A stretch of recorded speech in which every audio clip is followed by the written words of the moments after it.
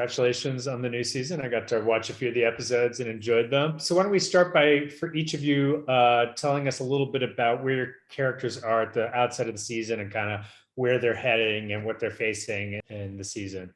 Sure, I'll go. At the end of season 1, you find Pags. He's just not gotten into law school where he planned to go and become a music attorney. He had his whole life planned out. And then he kind of sees an opportunity where he's going to transition a little bit, stay in the music industry, and manage his sister's punk band, even though he doesn't like punk rock. And then in season 2, you find him in the tornado of what he signed up for. And there's a crisis, and it's his job to step up and manage it. And when you have to deal with your sister, who you have a love-hate relationship with, sparks are going to fly. Yeah. I think season 1, we leave Tammy in a really happy place. She finally gets to be with the guy she's had a crush on her whole life, growing up watching her best friend be with.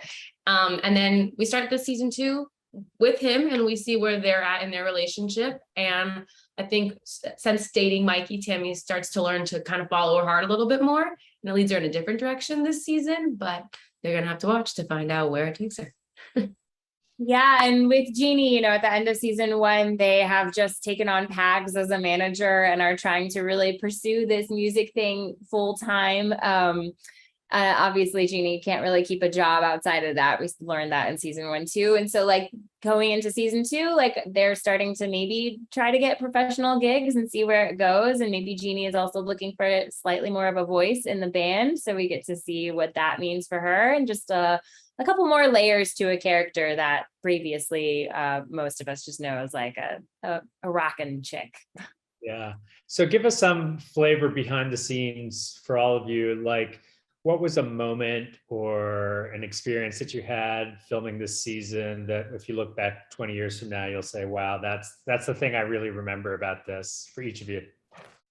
I think I've said this story before, so sorry to you too, that I remember going into a fitting one day, and it was supposed to be a lingerie fitting just for a phone call scene. And I was panicking. I was so nervous.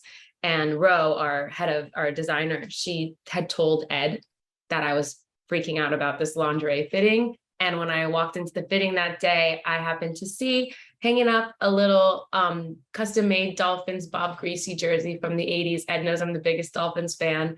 And apparently he said something like, there's nothing sexier than a girl in an oversized men's jersey. And it didn't make it in season 1, but he brought it back season 2. And that's something I'll always remember, that he lets me wear my Dolphins jersey.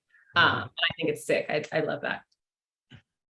When we filmed the scene where we're cheering up Jean-Louis and he's all heartbroken, and we got to sing I Will Survive to him. And it was a moment where we didn't know how it was going to go. Sam and I kind of looked at each other like, let's just wing it. Ed goes, just see what happens. And the first take we did just felt like we struck some gold. And, when you feel like you actually we got something there. We really captured something there. It's pretty special.